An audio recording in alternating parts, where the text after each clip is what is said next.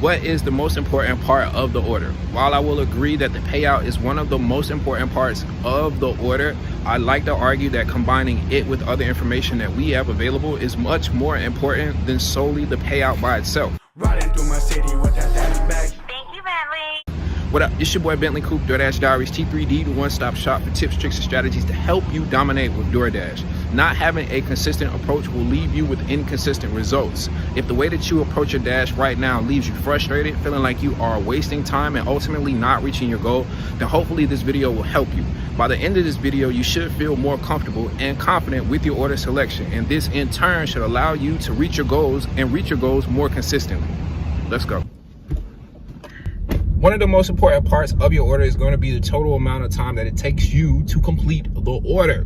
The overall goal of your dash is to use your time wisely to make money. So if the goal is to make $25 an hour, waiting 45 minutes for an order that's going to pay you $13 is not productive, especially considering the fact that you still have to deliver the order. If you want to see more consistent results, one of the first things that you need to be asking yourself is, how much time is it going to take you to complete this order? And when we compare that to the amount of money that they are paying, is it still worth it?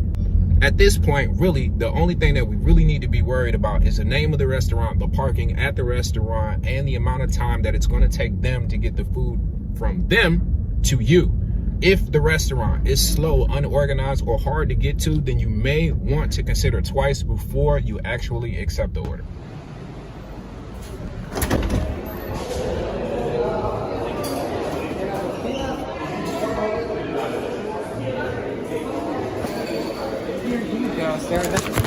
Boom. I don't play pool, but one thing that I know is that it is just as important which ball you get into the hole as it is where the cue ball lands after the ball goes into the hole. For my next example, you are the cue ball. Ultimately, where your order is being dropped off at is just as important as the order that you're picking up itself. Boom! Before we accept an order, we want to look at the drop-off location to make sure that it's going to put us at or around a hot spot.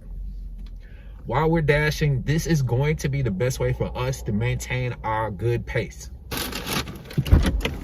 In the beginning, this is going to be easier said than done, but the more that you try to do this, the more that you'll become comfortable with it, and it'll become almost automatic.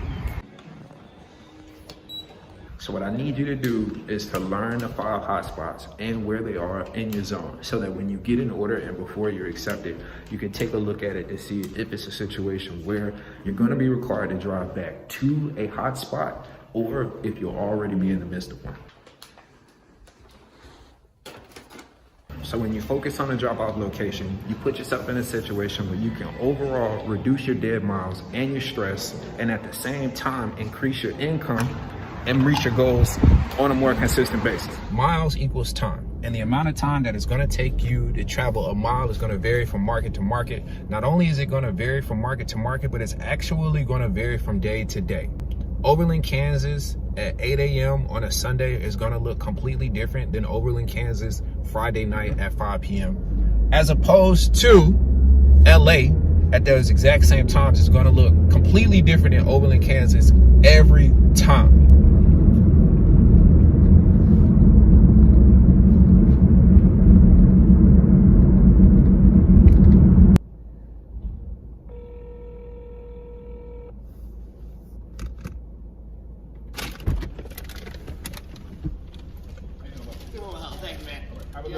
You too, boss.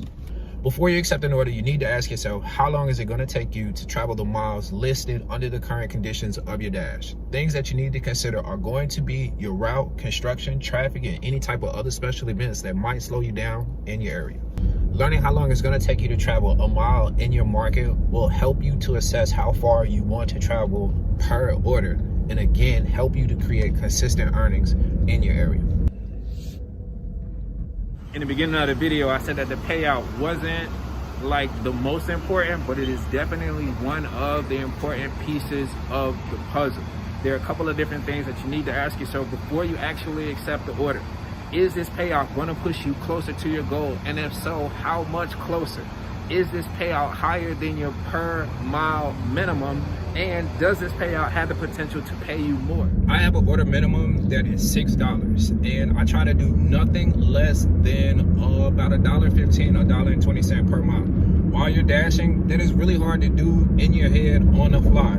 As long as it's more than $1 per mile, I'm good to go. And it's not an either or situation. So if the order comes in, it's only going 1.5 miles, but it's only paying $3. While it does meet the per mile ratio, it doesn't meet my minimum per order ratio. And for that reason, it's going to be tossed back.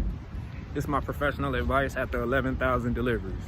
Every market doesn't pay the same. And before you start dashing, you need to have a realistic point of view about how much you think you can make per hour. If you don't have jobs in your market that pay $30 and $40 an hour, it's not really realistic to think that you're gonna make that yourself.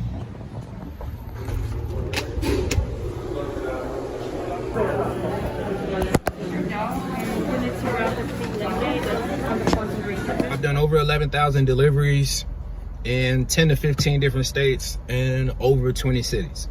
The approach has been consistent throughout, and it has given me consistent results throughout. Taking orders with long waits, long miles, and drop-offs in the middle of nowhere is the one thing that is going to lead you to disaster and stop you from reaching your goal consistently. Again, you can make up money, but you can't make up time. So we have to make sure that we are using our time wisely. Bentley, Koup, Doordash, Diaries, T3D, we global.